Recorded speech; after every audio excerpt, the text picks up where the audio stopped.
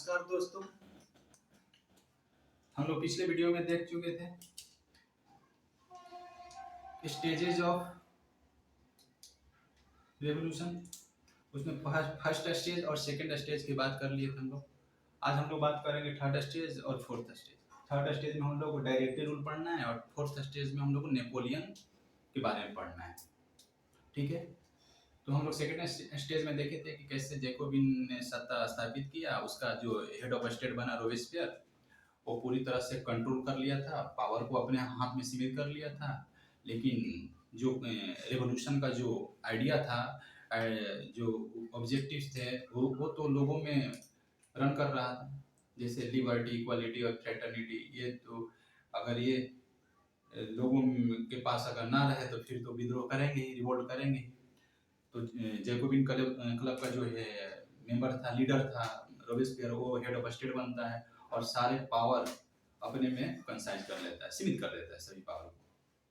तो उसके अगेंस्ट में देखते हैं कि फिर रिवोल्ट होता है और उसके बाद डायरेक्टरी का रूल स्थापित होता है। ठीक है, और इसमें क्या प्रोविजंस हैं, इसको डायरेक्टरी रूल क्यों बोला जाता है, ठीक है, वो जानेंगे। इस डायरेक्टरी रूल बोलने का पीछे क्या है, आइए हम लोग देखते हैं प्रोविजंस में क्या था। जब जैकोबिन का सत्ता समाप्त होता है तो थर्ड स्टेज का कॉन्स्टिट्यूशन तैयार होता है। तो उस कॉन्स्टिट्यूशन के थर्ड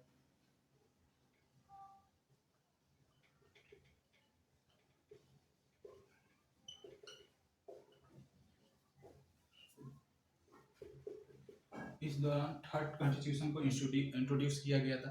इसमें क्या प्रोविजन थे देखते हैं हम लोग। पहला प्रोविजन था इलेक्टेड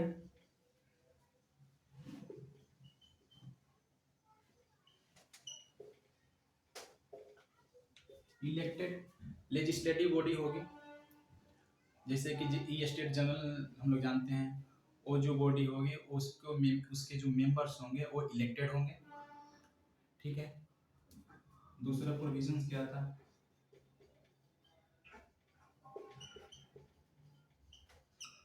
एग्जीक्यूटिव बॉडी होगी। ये इलेक्टेड मेंबर जो होंगे एग्जीक्यूटिव बॉडी को अपॉइंटमेंट करेंगे।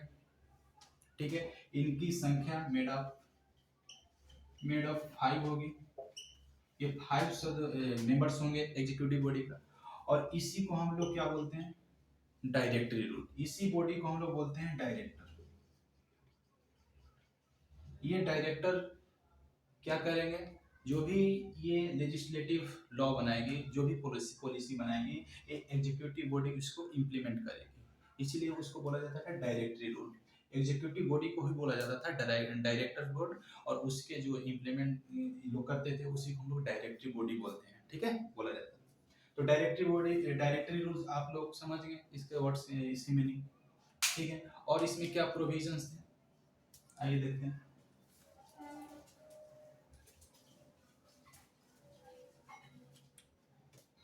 थर्ड प्रोविजन था कि हम लोग फर्स्ट स्टेज के कॉन्स्टिट्यूशन में देखे थे कि उसमें पैसिव और एक्टिव सिटीजन में बांट दिया गया था। पैसिव उसको वो थे जो टैक्स पे नहीं करते थे, और एक्टिव वो थे, एक्टिव सिटीजन वो थे जो टैक्स पे करते थे। और जो एक्टिव सिटीजन जो थे उनको वोटिंग राइट था, और पैसिव सिटीजन जो थे उनको वोटिंग राइट नहीं था। यहाँ भी क्या किया गया कि जो सत्ता आई ना, जो जैकोबिन के बाद जो सत्ता स्थापित हुई, तो वो सत्ता मिडिल क्लास के हाथ में चला गया। ठीक है, जिसके पास वेल्थ है उन लोगों के पास सत्ता चली गई। ठीक है, तो जो थर्ड कॉन्स्टिट्यूशन का फॉर्मेशन तैयार हुआ तो उसमें एक प्रॉपर्टी एंड नॉन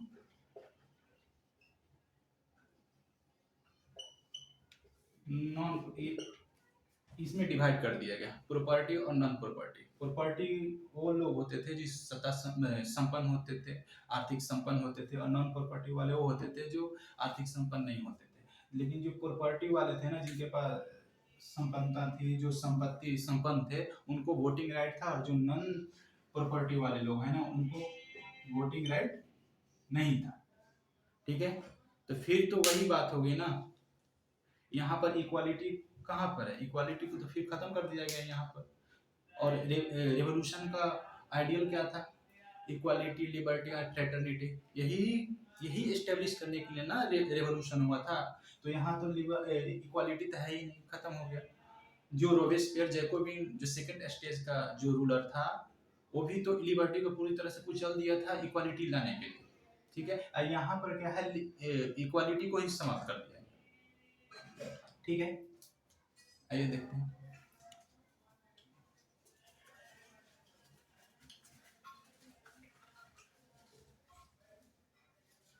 और इसमें कुछ ज़्यादा पढ़ना नहीं है, डायरेक्टली रूल से में जो थर्ड कॉन्स्टिट्यूशन तैयार हुआ उसमें क्या प्रोविजन थे और क्या कारण था कि डायरेक्टरी रूल विफल हो गया, फेल हो गया, मोस्ट ऑफ फ्रंट्स पर फेल हो गया, वो क्या कारण थे ताकि डायरेक्टरी रूल के बाद नेपोलियन को आना पड़ा? कुछ तो कारण होगा ना। आइए रीजंस क्या थे कि ये डायरेक्टरी रूल फेल हो गया। पहला क्या था?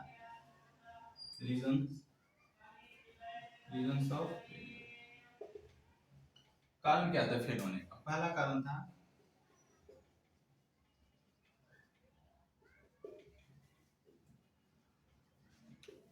एक्सटर्नल इन्वेशन। बाहरी आक्रमण को ये सरकार जो थी, ये डायरेक्टरी जो सरकार थी, ये रोक नहीं पाई, बाहरी आक्रमण होते रहे। ठीक है, दूसरा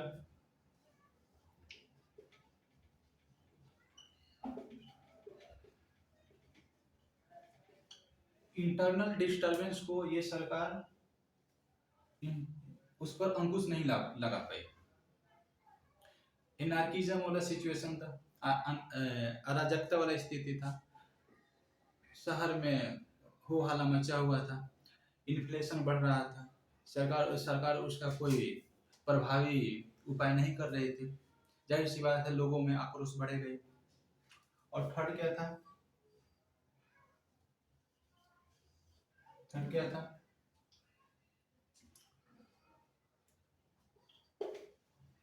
लिबर्टी, इक्वालिटी, फ्रेटर्निटी। इसकी मांग जोरों शोरों से होने लगी। लिबर्टी, इक्वालिटी और फ्रेटर्निटी। रिवोल्यूशन का ऑब्जेक्टिव तो यही था ना, यही स्टैब्लिश करना था ना। ऐसी कोई इंस्टीट्यूशन हो, ऐसी सिस्टम हो जो ये सारी चीजों को लागू कराए, लोगों में लिबर्टी दे, इक्वालिटी दे, फ्रेटर्निटी थी, यही ना। अब ये सरकार ये प्रोवाइड नहीं करा पा रही थी। ठीक है, और चौथा कारण क्या था कि जो ये जो एग्जीक्यूटिव बॉडी थी ना, एग्जीक्यूटिव बॉडी का अपॉइंटमेंट कौन कर देते हैं? लेजिस्लेटिव कर देते हैं, लेजिस्लेचर कर देते हैं। तो एग्जीक्यूटिव और लेजिस्लेचर में हमेशा टकराव होते रहता था। लेजिस्लेटिव वाले चाहते थे कि इसको किसी तरह से अपने कंट्रोल में रखा जाए, और ये जो डायरेक्टर जो थे वो इनको कंट्रोल में नहीं रहना चाह रहे थे। ठीक है, तो इन लोगों में क्लैश बढ़ते गए। ठीक है, और यही सब कारण था ना, नेपोलियन को बैकग्राउंड दिया, पृष्ठभूमि दिया इमर्ज होने का। ठीक है, ये सारी चीज थे जिसके कारण ये सरकार सरकार असफल हो गई। और एक पांचवा लिख लीजिए आप लोग, इन्फ्लेशन। आपने बता दिया, इन्फ्लेशन पर ये सरकार कंट्रोल नहीं कर पाई। ठीक है, ये पांच छह कारण थे जिसके कारण फिर से फोर्थ रिवोल्ट होता है, और फिर नेपोलियन के लिए पृष्ठभूमि, नेपोलियन के आगमन के लिए न्योता देता है। ठीक है, तो आप अब हम लोग फोर्थ स्टेज में पढ़ेंगे कि नेपोलियन ने कैसे सत्ता स्थापित किया, और वो वो जो रेवोल्यूशन के आइडियल थे उसको कितना लागू किया और कितना तक उसको दबा दिया। आइए देखते हैं।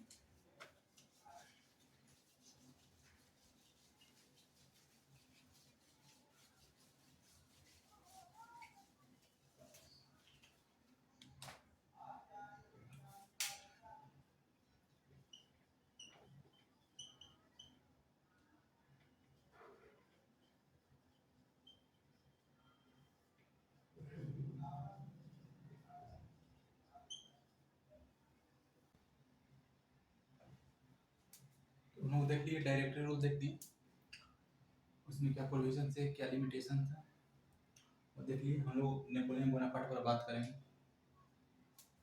वो कारण भी जानेंगे, रीजंस क्या था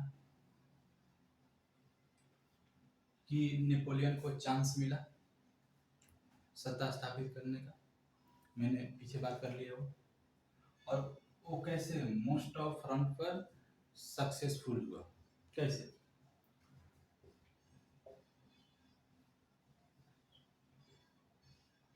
कैसे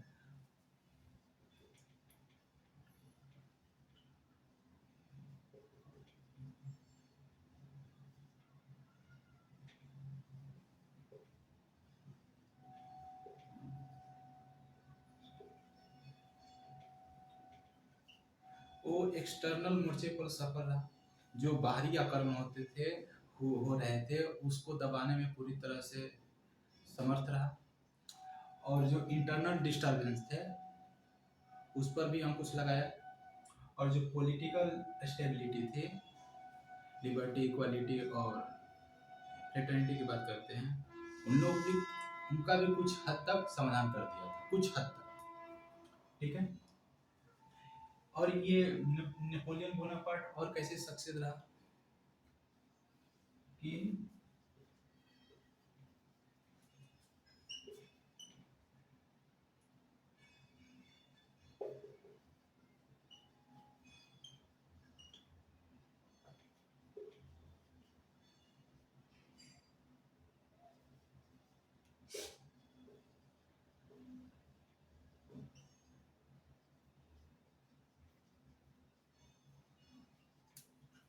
डायरेक्टरी का जो पावर था उसको नेपोलियन पूरी तरह से पलट दिया, और उसके जगह पर क्या लाया,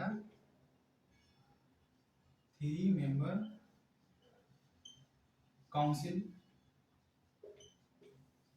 ये सिस्टम लाया रूल्स करने के लिए, 3 मेंबर काउंसिल का व्यवस्था लेकर आया, और वो खुद इस मेंबर का पहला जो फर्स्ट, ये 3 काउंसिल काउंसिल, फर्स्ट सेकेंड और थर्ड, तो जो फर्स्ट काउंसिल था ना उसका ये खुद हेड बन गया नेपोलियन, ठीक है।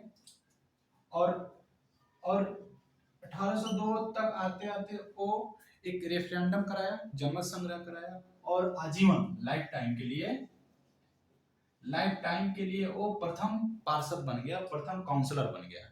काउंसलर में क्या होता था ना, 3 काउंसलर होते थे। फर्स्ट काउंसलर का जो था ना, तो फर्स्ट काउंसलर का में most of power first counsellor में होता था, और बाकी जो 2 काउंसलर जो होते थे ना, जो काउंसिल होता था उसमें सीमित पावर था, लेकिन फर्स्ट काउंसलर में पावर बहुत ज्यादा था। तो फर्स्ट काउंसलर बन गया लाइफ टाइम के लिए, रेफरेंडम करके, जनमत संग्रह कर, जनमत संग्रह जानते हैं ना, लोगों जनमत संग्रह करते हैं, उसमें पार्टिसिपेट करते हैं, और इवेंचुअली और अंततः 1804 में वो फ्रांस का किंग बन गया, किंग बन जाता है फ्रांस का। और वो क्या प्रोविजंस लाता है फ्रांस में, कैसा उसका गवर्नेंस है, आइए हम लोग देखते हैं।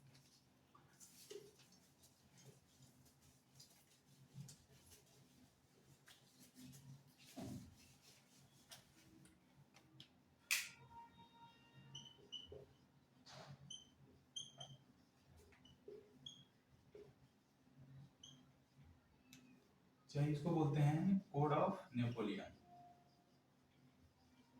इसका गवर्नेंस कैसा था, क्यों सफल रहा, पहले तो ये पहले तो ये मेरिट के आधार पर, merit based, merit based appointment किया, समझ गए। दूसरा, सेकुलर स्टेट बनाने पर बल दिया, यही तो रेवोल्यूशन का मांग थी, सेकुलर स्टेट बनाओ, ये चर्च का इंटरव्यून जितना हो सके कम करो, हटा दो, ठीक है ना। सेकुलर स्टेट बनाने पे बल दिया, और स्टेट के मामले में धर्म का हस्तक्षेप बिल्कुल न्यूनतम कर दिया, इंटरव्यून बिल्कुल मिनिमम कर दिया, ठीक है।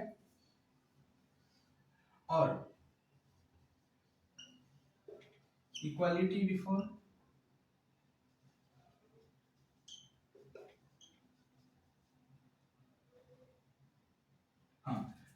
मतलब कि लॉ के सामने सभी लोग समान हैं, इस पर बल दिया, इक्वालिटी बिफोर द लॉ। ठीक है, और क्या क्या प्रोविजंस किया ये,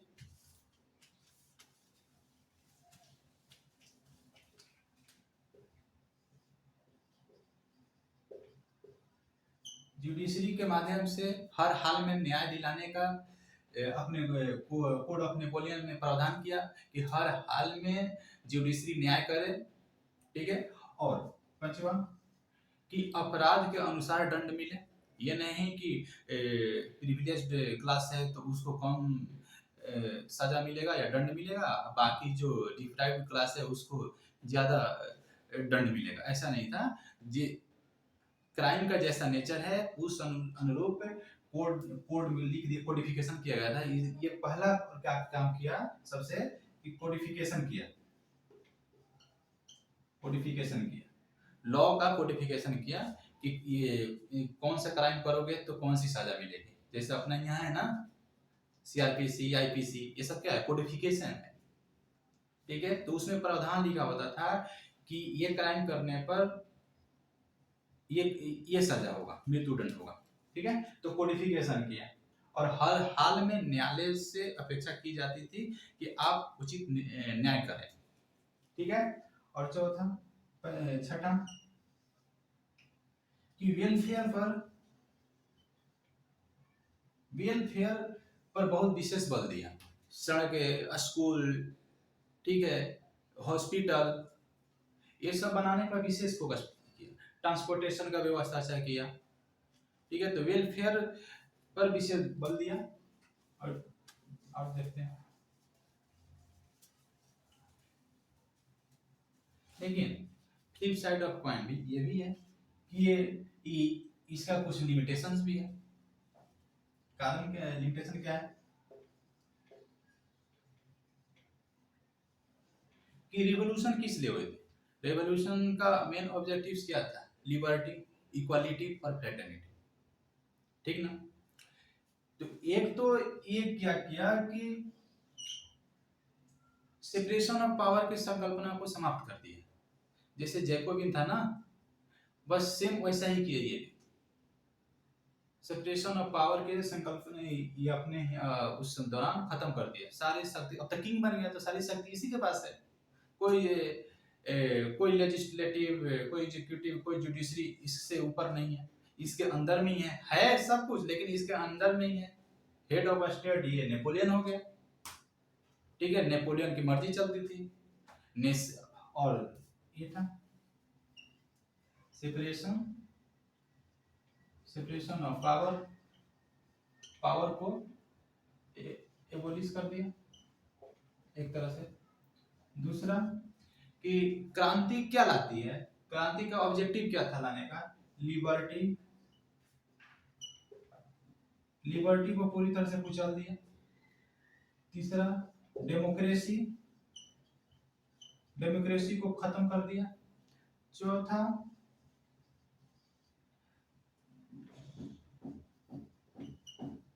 राइट्स को खत्म कर दिया। Freedom of speech, freedom of opinions, ये सब अब नहीं चल सकते थे। जो रूलर चाहता था वही होता था। अब कोई नेपोलियन के अगेंस्ट में लिख नहीं सकता था, नेपोलियन उसको फांसी दे देगा। ठीक है, तो ये सब इसका लिमिटेशन है। ठीक है, और दूसरी बात कि क्रांति क्या लाने का उद्देश्य हुआ था कि एक डेमोक्रेसी स्टेट बने, चाहे नेशन स्टेट बने। लेकिन नेपोलियन ने अपने दौरान, अपने कार्यकाल के दौरान पूरा मोस्ट ऑफ यूरोप में साम्राज्य स्थापित किया था। साम्राज्य स्थापित नहीं किया था, मतलब प्रभाव उसका ज्यादा बढ़ गया था यूरोप में, और कुछ कुछ यूरोपीय कंट्री में उस साम्राज्य भी स्थापित किया था। तो क्रांति का उद्देश्य था कि नेशन स्टेट बने। नेशन स्टेट मतलब इलेक्टेड गवर्नमेंट हो वहां पर। ठीक है, कोई कंट्री दूसरे कंट्री के इंटरनल मामले में इंटरवीन ना करे, हस्तक्षेप ना करे। ठीक है, सॉवरेनिटी को विशेष बल दिया गया था। क्रांति का मेन उद्देश्य था कि डेमोक्रेसी होनी चाहिए, लिबर्टी, लेकिन वह सब ये कुछ चलते गया। ठीक है, इन्फ्लुएंस इसका बढ़ा था पूरा यूरोप में, और नेशन स्टेट को फिर से साम्राज्य को बल दिया। क्रांति हुई थी, साम्राज्य के विरुद्ध हुई थी ना, किंग था तो उसको सत्ता हटाना था, लिबर्टी, इक्वालिटी और फ्रेटर्निटी लाना था। लेकिन फिर वो काम किया, पलट दिया उसको, फिर से ये लिबर्टी, इक्वालिटी और फ्रेटर्निटी की संकल्पना को खत्म कर दिया। ठीक है, तो ये था नेपोलियन स्पोर्ट। लेकिन नेपोलियन की इम्पोर्टेंस भी है कि वो वेलफेयर पर ज्यादा काम किया था, सेकुलर स्टेट बनाने पर विशेष बल दिया था और इकोनॉमिक डेवलपमेंट पर विशेष बल दिया था। ठीक है, तो कुछ लिमिटेशंस भी हैं और कुछ इसका योगदान भी है फ्रांस के फॉर्मेशन में। ठीक है, और कल हम लोग इम्पैक्ट पढ़ेंगे। आज के लिए इतना ही, थैंक यू।